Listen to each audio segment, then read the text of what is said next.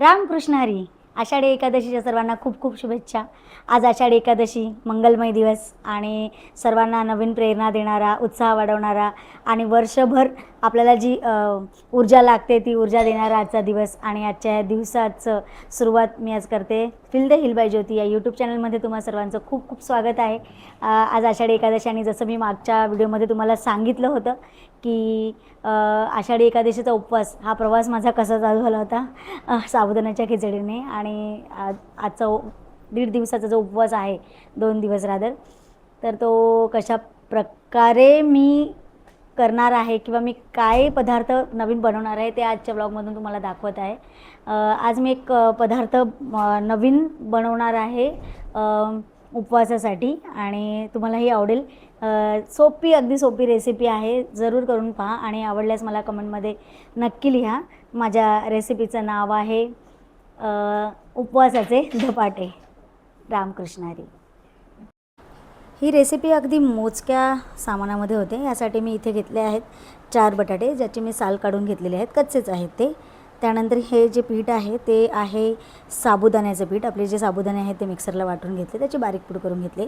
त्यानंतर इथे आहे दाण्याचा कूट, हिरव्या मिरच्या, मीठ आणि जिरे पावडर.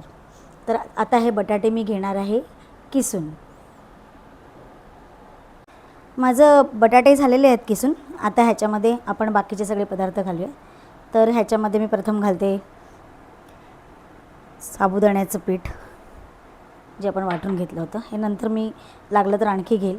त्यानंतर घालू दाण्याचा कूट. दाण्याचा कूट तुम्ही भरपूर घालू शकता, पण मला फारसा नाही आवडत, त्यामुळे मग मी कमी घेतलं आहे. हिरव्या मिरच्या, त्याही तुम्हाला आवडतील तशा, म्हणजे तिखटाचं जसं तुमचं असेल त्या हिशोबाने घेतलात तरी चालेल. त्यानंतर घालूया मीठ. हे जे मीठ आहे हे थोडं जास्त खारट असतं, त्यामुळे हे थोडं बेतणेच घालावं लागतं. तर हे मीठ मी घालते आहे. त्यानंतर मी घालणार आहे जिरेपूड.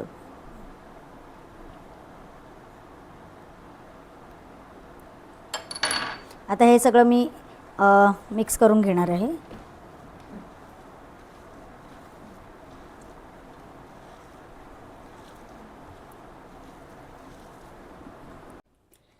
इथे आता माझा तवा तापलेला आहे आणि त्याच्यावरती मी आता हे थोडंसं तेल सोडणार आहे.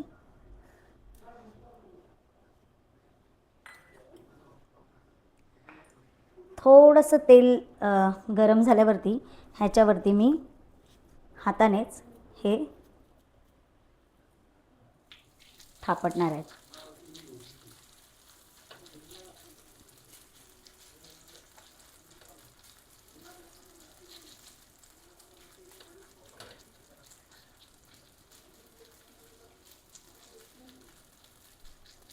तुम्ही इथे बघू शकता मी कशा प्रकारे थापले. ॲक्च्युअल आहे ना,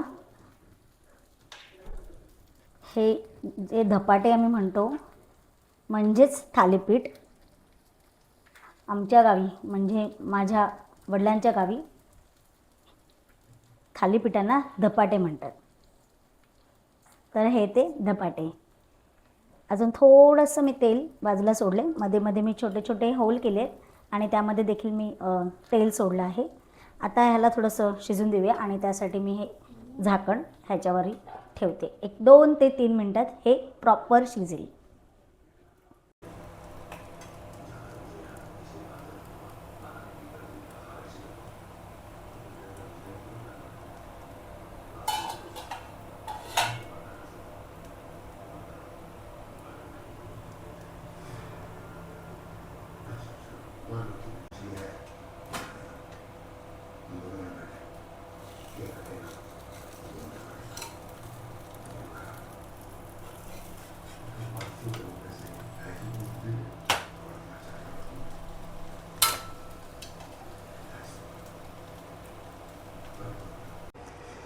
खमंग असे थालीपीठ माझे बनवून झालेले आहेत आणि त्याच्यासोबत मी ही हिरवी चटणी केली आहे. तुम्ही ह्याच्यासोबत खोबऱ्याची चटणी, शेंगदाण्याची आमटी किंवा दही यापैकी काहीही खाऊ शकतात.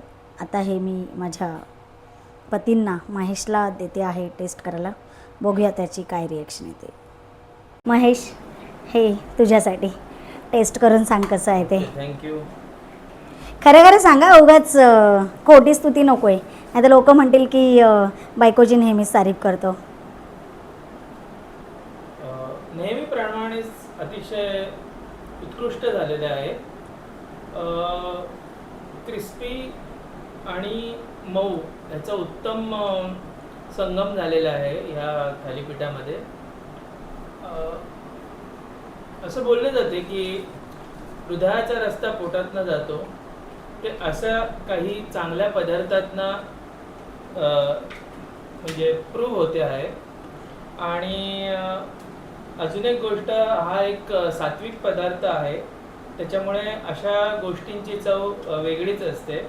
अशा पदार्थातनं आपल्या संस्कृतीची, आपल्या महान कल्चरची, आपल्या भारतीय गोष्टी ज्या चांगल्या आहेत त्याचं दर्शन होते आणि आपल्याला या गोष्टीने तृप्त व्हायला होते. मेन तर तू सांगितलंच नाही की तुला आवडलंय की नाही आवडलंय. मला खूपच आवडलं, हे सांगितलेलं आहे. ओके, त्याच्याशिवाय एवढं सांगितलं का? Thank you thank you thank you very much. खाऊन घे आता.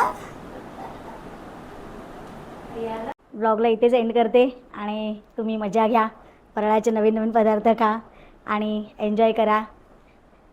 Bye bye.